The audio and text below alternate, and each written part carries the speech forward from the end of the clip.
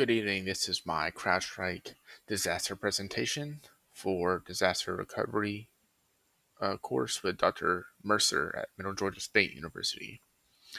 Overview of this incident. July 19th, 2024, CrowdStrike pushed out a faulty configuration update to its customers' platforms, causing nationwide outages. This update was a content configuration update to channel files, specifically channel file 291. Who was affected most? Airlines, hospitals, finance organizations, banks, supply chain industries, and retail industries. But the most affected, or at least was the most highlighted during this event, was Delta Airlines. As their CEO stated, they lost as much as $500 million during this lone incident with the CrowdStrike outage. So what happened exactly? Well, CrowdStrike introduced a new sensor mechanism that would have allowed them to recognize a malicious attack towards Windows systems. CrowdStrike claims that they tested this twice prior to the rollout with no faults. On the date of the incident, the update was pushed out, had 21 input fields, but the receiving sensor uh, was only expecting 20. This caused the Windows systems to crash unexpectedly due to mismatched input fields.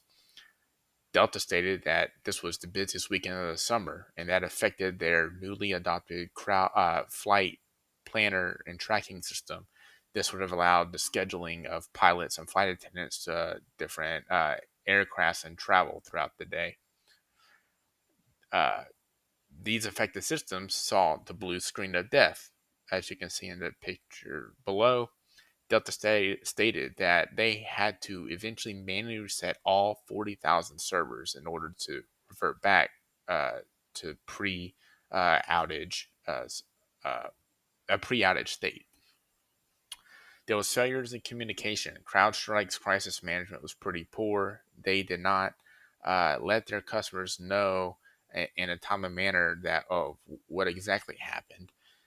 It was also evident that they did not have a stringent quality control measures in place and standard operating procedures before rolling out an update on a live system. Delta's reliance on third parties enabled them having a slow response. This caused Delta to have the greater reputation, while other airlines and other organizations were able to revert back to pre-outage state.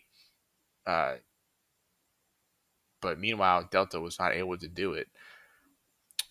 When Delta was reached out to by CrowdStrike, they offered to send technicians free of charge. They refused. Even Microsoft contacted Delta to help resolve the outage, but Delta downplayed the incident and they told Microsoft they were all good. CrowdStrike and Microsoft immediately worked together to address the issue as soon as they could.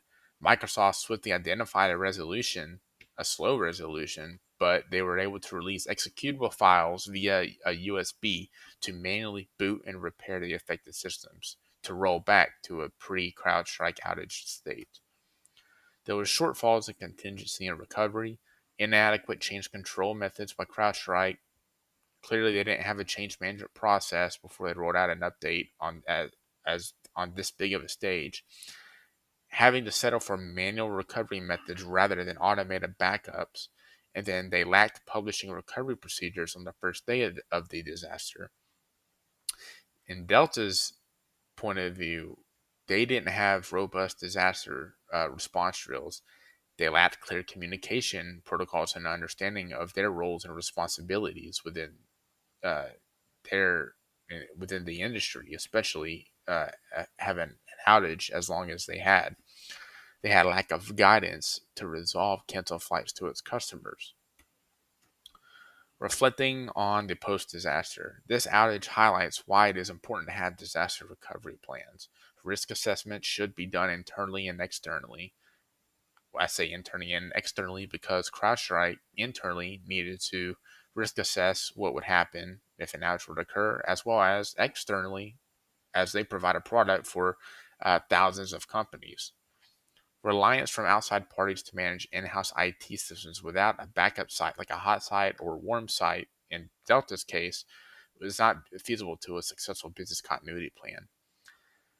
Transparency can go a long way to how successful organizations can bounce back from a disaster of this level, as communication is the most vital element in a disaster response plan.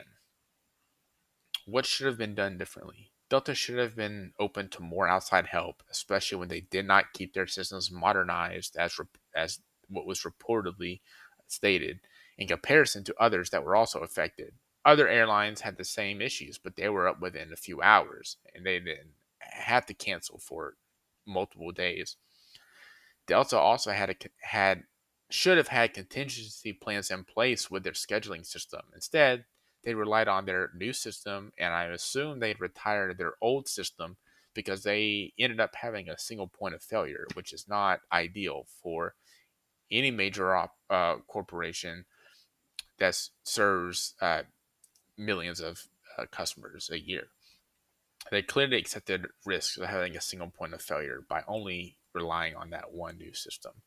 CrowdStrike should have better coordination in how it rolled out updates to systems by many organizations. Instead of global rollout updates, they should have been gradual in like a regional method to limit as big of an outage as this one. This had implications within the industry.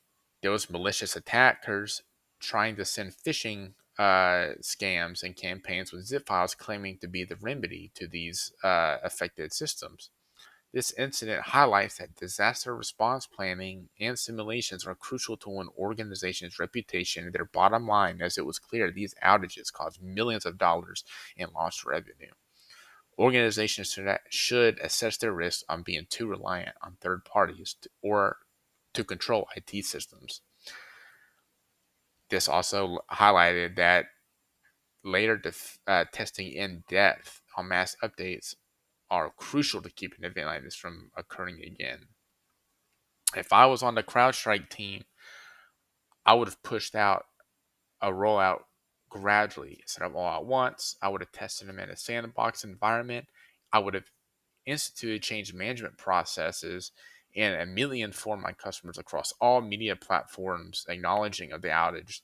That shows that we're not hiding from the issue, and instead we're taking accountability. And that was my presentation. Thank you for sitting in.